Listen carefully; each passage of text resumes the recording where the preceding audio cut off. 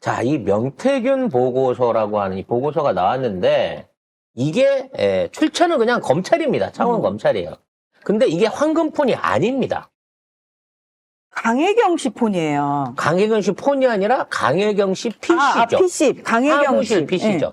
예. 그러니까 미래한국연구소. 그러니까 명태균이 이 미래한국연구소 왔다 갔다 하면서 아마 공용으로 이제 강혜경 씨랑 PC를 썼나 봐요. 그렇죠. 그래서 이제 지가 강혜경 씨한테 요거 하드를 지워라. 아니, 지워주는 걸로 안 되니까 하드를 빼다가 그냥 강에다 던져라. 라고 요구를 했었는데 강혜경 씨가 자기도 쓰는 PC인데 그걸 없애라 그러니까 그냥 갖고 있었다는 거죠. 그래서 이게 검찰한테 넘어간 거예요. 그 처음에는 이제 PC니까 이게 별게 없겠다 싶어가지고 별 기대 없이 PC를 깠는데 그 안에 봤더니 명태균이가 1년 반 동안을 윤석열이나 주변 사람들을 비롯해서 이 사람들이랑 카톡이나 텔레그램을 했을 때 그거를 일일이 다 캡처를 한 거예요. 근데 그게 전량이 아니라 중요하다 싶은 것만. 그러니까 잔바리 빼고 조금 이름 있는 사람이다 싶은 걸로만 해가지고 그거를 갖다가 따로 그 캡처 사진들을 사진 폴더에다가 따로 저장을 해놓고 있었던 거야. 이 새끼는 얼마나 용의주도한 거냐고. 매일같이 PC를 보면서 이거를 보면서 캡처를 하고 폰에다도 저장해 놓지만 이걸 별도 파일로 해갖고 사진 파일로 따로 보관을 하고 있었다는 거지. 그러니까 선별되어 있는 파일로만 수천 장에 가까운 이 캡처 파일이 있었고 그 캡처 파일 안에서 윤석열, 김건희하고 했던 것만 280개가 있었다는 거죠. 그러니까 윤석열, 김건희는 뭐 여론조사 관련돼서 조사한 얘기도 없고 둘이 만난 적도 없고 거기에 관한 설명 들은 적도 없다 이런 식으로 부정을 했는데 거기 보면 일일이 여론조사 관련된 것들을 전달해 갖고 주거나 그리고 그걸 받은 걸 확인을 하거나 거기에 대한 내용을 평가를 하거나 심지어는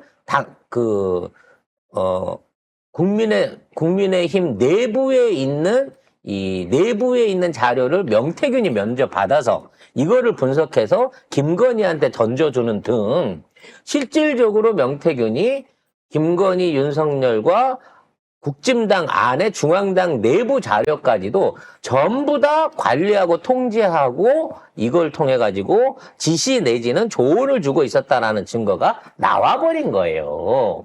근데 이게 검찰이 지난해 11월 4일에 이 기록을 확보해서 보고서까지 작성을 했지만 중요한 거는 정치자금법 위반 혐의에 대해서 조사를 안 했다는 거예요. 검찰이 안 하고 알고도. 있었다는 거지. 자료만 갖고 있었다는 거지. 근데 그 보고서가 11월 4일에 작성이 됐다고 했잖아요.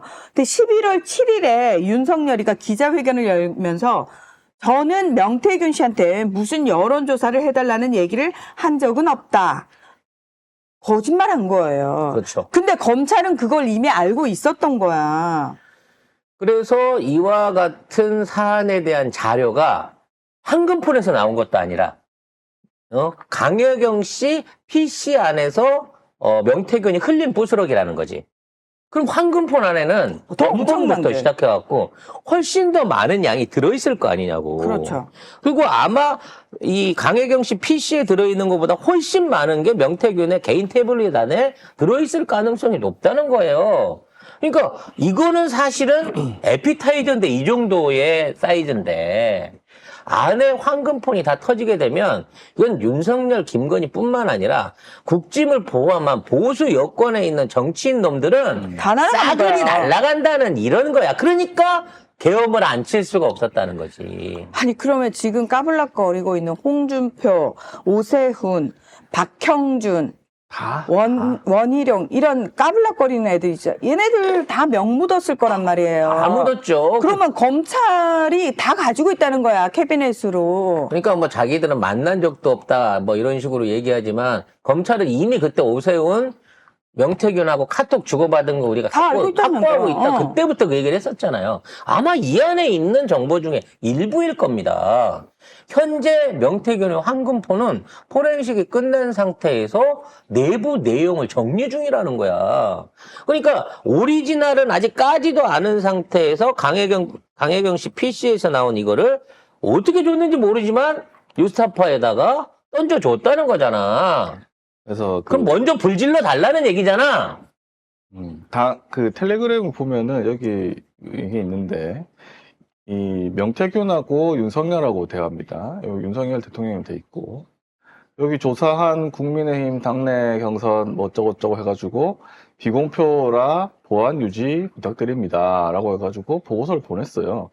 윤석열이 그래요라고 했고 이재명 선택한 11%는 이중 당적죄로 추정됩니다. 최소 6만 명 정도. 이놈들이 홍으로 가는 거 아니야? 네, 맞습니다. 그 밑에 더 있습니다, 김건희. 그러면 안 되는데. 홍한테 뺏기면, 이러다 뺏기는 거 아닐까요? 홍이 1등은 안 되나요? 근데 저 때부터 점을 이렇게 찍고. 점을 저렇게 많이 찍는 저거는 어디로 안 빠지는 것 같아요. 저는 잘 몰랐는데 아이폰 많이 쓰시는 분들이 그러더라고요. 이게 스페이스 버튼 옆에 두번 누르면? 점이 있어가지고 스페이스 누르려다가 잘못 누르면 저렇게 점이 찍힌다는 거예요. 근데 홍하고 다음에 인데 여기에 점이 있을 리가 있나? 그러니까 스페이스를 누르려고 하다가 점을 잘못 찍었어. 그럼 대부분 사람들은 지울 텐데. 지우고 다시 스페이스를 찍을 텐데 얘는 점이 찍히면 그냥 보고 가는 거죠, 그냥. 그래서 그 비공표 여론조사 수수 현황인데 이런 식으로 8월, 9월, 10월 이렇게 해가지고 비용을 그러니까 비용은 400만 원이지만 하나도 안 받았어. 그러니까 저 400만 원 더 싸게 책정해 준 거라잖아. 근데 당시 윤석열 후보의 공식 정치자금 자료에는 명태균이나 미래한국연구소의 여론조사 명목으로 지급된 비용이 단 한 푼도 없다고 합니다. 딱 걸린 거지. 네. 그래서 정치자금법 위반 혐의를 뒷받침하는 물증이라는 거예요. 그러니까 저런 여론조사를 조작하고 공표하고 하는 것 자체가 그냥 선거 무효, 그러니까 당선 무효형에 갈 수 있을 만큼의 중죄인 것이고 이게 나오게 되면 어차피 이 정권은 끝났다라고 볼 수 있는 거란 말이죠. 그리고 김건희가 이제 보면 명태균하고 김건희가 먼저 이 카톡을 합니다. 그래가지고 김건희한테 이런 거를 보내요. 명태균이. 그래가지고 이 전국 정기 10차 이렇게 해가지고 내일 보도될 일요일 7시에 공표될 머니투데이 대선 여론조사 자료입니다. 그때까지 보안 유지드립니다 하면 김건희가 네? 이러거든요. 근데 거기에서 이렇게 나오면 좋은 건가요? 이러면 최재형 뒤에 김종인 있다 이런 얘기도 해주고 하는데 나중에 이런 거 다 보내주면 김건희가 이때 와서 윤석열 전화번호를 이때 줍니다. 나중에. 요거 윤석열한테도 보내주세요, 이거지. 그건 거야. 그러니까 김건희가 이거는 이어줬다. 그러니까 이거는 지가 먼저 받아보고 우리 모지리 같은 아저씨한테도 설명해 주세요라고 이렇게 넘기는 과정인 거잖아요. 가지고 전국 정기 11차도 김건희가 내 충성 이런 거 보내요. 이런 걸 다 이제 있고 그 다음에 밑에 보면은 야. 이제 쭉 계속 있거든요. 근데 나는 이제 여기 조금 위에 올려봐봐요. 조금 더 올려봐. 여기 보완이 될까요? 보완. 이거 그때 틀렸잖아. 최재형 목사하고 할 때도 저 얘기 보완. 있잖아요. 이렇게 최재형 목사는 목사님이 보완이 아니고 보완이죠라고 수정을 해주는데 난 이거 보고 야 이거 100%구나. 이거 김건희 맞네. 김건희다. 이건 김건희네. 그리고 김건희는 평생 동안 보완을 보완으로 알고 있었는데 아직도 그렇게 알 수도 있어. 아니지 최재형 목사 만났으니까 민망해서 고쳤겠지만 이때도 보면 요렇게 알고 있었는데도 주변에서 아무도 안 고쳐줬구나. 학교를 어떻게 졸업했지? 이거는 고등학교를 어떻게 그러니까 논문을 표절할 수밖에 없었겠지만 이걸 봤을 때도 야 우리가 지금 그동안 알고 있었던 게 다 진실이었구나. 그 사람이 그 사람이네. 그 사람이 그 사람이구나라는 걸 알고 있는 거예요. 그리고 중요한 건 얘가 말하자면 이런 식으로 모든 건을 세세하게 이건 중앙당 안에 있어야 되는 거고 사실 이런 발표를 하더라도 머니투데이가 이거를 뭐 얼마를 받고 실어주든지 간에 이런 자료들을 사적으로 주고받는 행위 자체가 문제가 되는 거거든요. 그거를 근데- 윤석열이 모를 리가 없잖아. 모를 리도 없지만 자기가 박근혜를 쳐 잡아넣은 게 그거잖아. 대선 개입 뭐 이런 거 해가지고. 저기 뭐야 저 연설문 무슨 빠져나갔다고 그걸로 그 지랄을 했는데 이런 자료들을 주고받으면서 관리를 하고 있었던 거야. 이건 뭐냐면 명태균도 지가 되게 뭔가 열심히 일하고 있고 너로한테 도움이 되고 있다라고 하는 거를 가스라이팅 시키기 위해서 얘한테 막 집어넣는 거야. 그러면 건이가 이제 보기는 봤어. 지도 물어보자. 이게 좋은 건가요? 몰라! 그런 상황에서, 뭐 이건 어떻고 저건 어떻죠? 그런 거, 그렇군요. 라고 해놓고, 이거 우리 오빠 보내주세요. 이렇게 간다는 거야. 그러니까 여기 좋은 건가요? 뭐 여기 나오잖아. 좋은 건가요? 이렇게 윤석열이 32.7, 이재명 대표가 25.5 이렇게 나왔어요. 이게 말도 안 되네. 이낙연 13이나 있어? 이게 말이 안 되잖아. 그래서 요런 것들을 요런 조작된 수치들을 만들고 그걸 갖고 건의를 한번 거친 다음에 성렬이를 뒷조정했다는 거지. 만에 하나 저기서 떨어졌다고 쳐봐요. 윤석열이 뒤집혔다고. 그럼 이제 윤석열한테 부정선거입니다. 이거 빨리 조사해야 됩니다. 그러면서 자기 어떤 저기를 댔을 거야. 그래서 윤석열이 10% 이상 이겨야 되는데 겨우겨우 우리 명 박사가 진짜 0.7. 정말 힘들게 분석해낸 거 덕분에 내가 겨우겨우 이겼네. 하지만 다음에 이런 결과가 나오지 않도록 내가 이걸 한번 조져야 되겠다라는 생각을 갖고 있었던 거지. 그러니까 아마도 명태균은 이렇게 하다가 얘들이 낙선을 했으면 다른 쪽에 홍준표나 다른 쪽에 붙어가지고 또 다시 오세훈이나 이런 애들이랑 붙어갖고 또 헤쳐먹으려고 했을 거야. 내가 몇 번을 얘기했잖아. 홍준표랑 윤석열이랑 밀어보다가 되는 쪽으로 해서 달라붙었을 거다. 실제로 그랬어요. 아마 양쪽에는 서로 몰랐을 테니까 자기 도와주고 있는 줄 알았을 겁니다. 그래서 만일에 이제 그 당내 안에서 대의원표를 조작해갖고 결국은 대의원한테 전화질 한 걸로 여기를 안 쳤는데 그럼에도 불구하고 국민적인 인지도 높았던 홍준표가 대선 후보가 됐으면 또 거기 가서 붙어가지고 이런 짓거리를 하면서 자기 장사를 하려고 했을 거란 말이지. 그러니까 이런 자료들을 안 남겨놓을 수가 없는 거야. 이게 다 지 실적이잖아. 내가 말로만 한 게 아니라 이렇게 그렇지. 그래프도 주고 통계도 주고 분석도 해주고 조언도 해주고 내가 이거 다 했어라고 하고는 증거인 거야 이거 자체가. 여론조사도 해주고. 그러니까 이런 걸 보니까 이제 예를 들어 아니 근데 우리 당내 여의도 연구소에서는 이거 아니라 그러고 더 붙었다고 그러고 막 그런 식으로 한다고 그런 얘기를 들을 때마다 뭐라 그러겠어. 애들이 뭘 알아요. 제 말이 맞다니까요. 그래서 이상한 짓거리를 하고 다닌 거예요. 그래서 전두환 찬양해라. 전두환 찬양하면 투표 오른다. 지표 오른다. 라고 해갖고 이런 지지율 발언을 조정을 했다는 거야.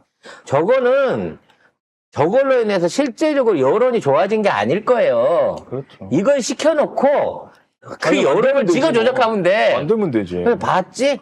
너 지금 밀리다가 지금 TK에서 올라가지고 지금 전국 지지율까지 지금 네가 앞서가고 있는 거야. 그러니까 내가 시키는 대로 극우 발언하니까 가잖아. 이런 식으로 가스라이트를 계속 해댄 겁니다.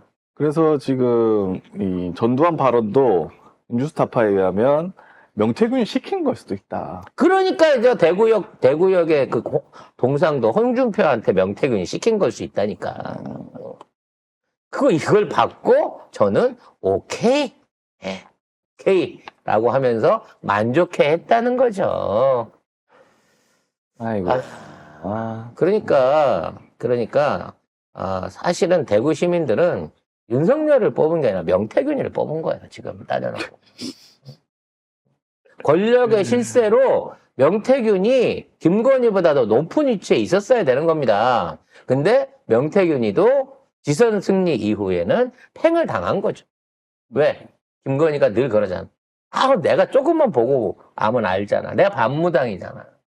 그러니까 더 이상 명태균이 필요 없다라고 생각하니까 바로 명태균을 갈아치우고 지선에 임했던 거고, 그러던 와중에서 김영선이 까지고. 그러니까 그렇잖아. 어려운 보궐에다가 아무런 연고 없는 이 김영선을 꽂아줄 정도의 그 당시에 신뢰도와 거래 감각이었다고 치면 김영선은 어차피 재선이기 때문에 무조건 꽂아줬어야 돼요. 근데 안 꽂아줬잖아. 결론적으로는. 어디에도 못 가게 만들었잖아. 근데 그 상황에서 명태균이 할 수 있는 거는 김건희한테 네가 나를 잊고 우리를 배신해, 이게 아니고 이거를 이준석한테 넘겨가지고 재활용을 하려고 했던 거란 말이야. 그러니까 이미 명태균이도 버림받고 있는 상황이긴 하지만 김건희의 요구를 따를 수밖에 없는 어떠한 둘 사이의 권력지향의 계기가 지선 이후 총선 전에 있었다는 거지.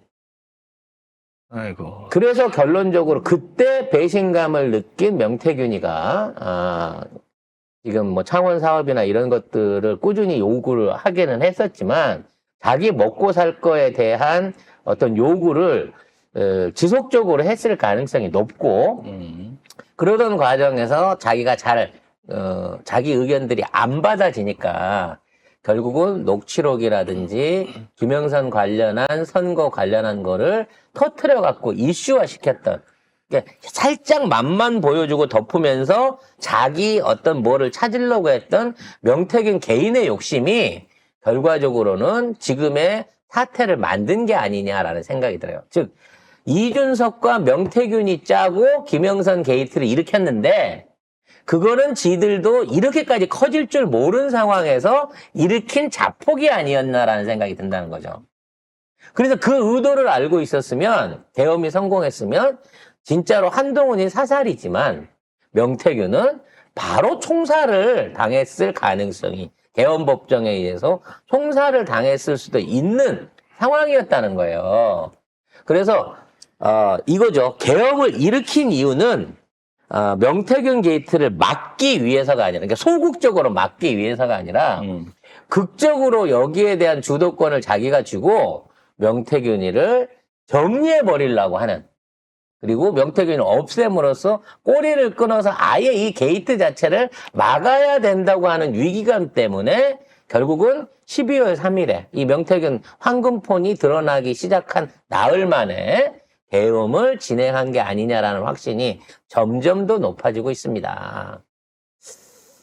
결국 이 상황에서 이제 한동훈과 명태균을 없애고 이 민주당과 이재명 대표와 민주 인사들을 완전히 탄압한 다음에 얘가 꿈꿨던 정치는 뭐였을까라는 생각을 해보게 되는 거죠.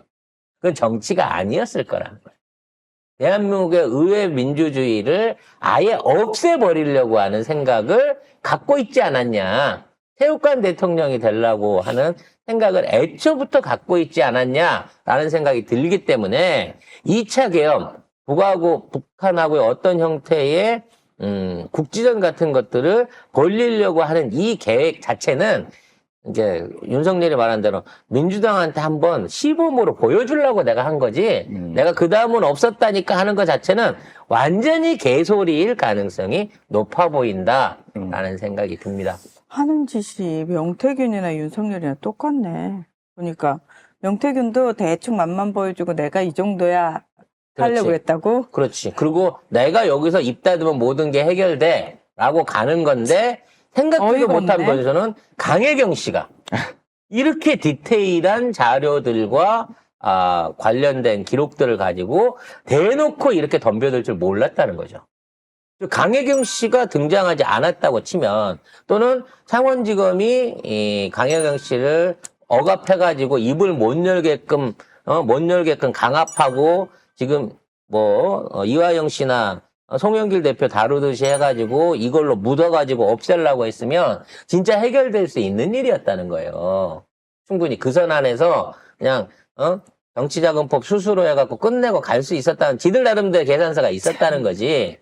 근데 여기에 민주시민들 끼어들고 진보 언론들 끼어들고 강혜경 씨가 대놓고 나 돈 필요 없어, 내가 이거 제대로 정리할 거야라고 나서지 않았으면 이렇게 사태가 확대되지는 않았을 거다. 따라서 명태균이는 후회하고 있을 거예요. 에이, 적당하게 할 걸.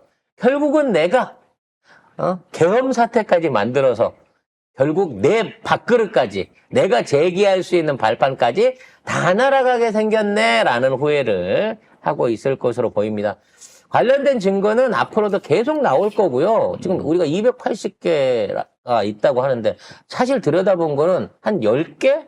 10장 정도밖에 안 돼요. 몇 개 없어요. 그러니까 검찰이 지들은 다 가지고 있으면서 선별적으로 던져주는 거잖아요. 그리고 자기들이 다른 거 큰 거를 쥐고 있는 상태에서 뉴스타파한테 280장을 준 거잖아요. 그렇기 때문에 앞으로 뉴스타파가 계속해서 저녁마다 특보를 이어나가고 하는데 과연 얼마나 충격적인 내용들이 이제 뭐 더 충격적이라고 한들 내란만큼 충격적이진 않겠지만 얼마나 더 비굴하고 더러운 협작 관계들이 드러날지 기대를 갖고 천천히 지켜보면 좋겠습니다. 하지만 제일 중요한 건 멧돼지 체포와 내란죄에 대한 처벌 그리고 관련자들에 대한 대대적인 체포와 기소가 중요하다 생각이 됩니다.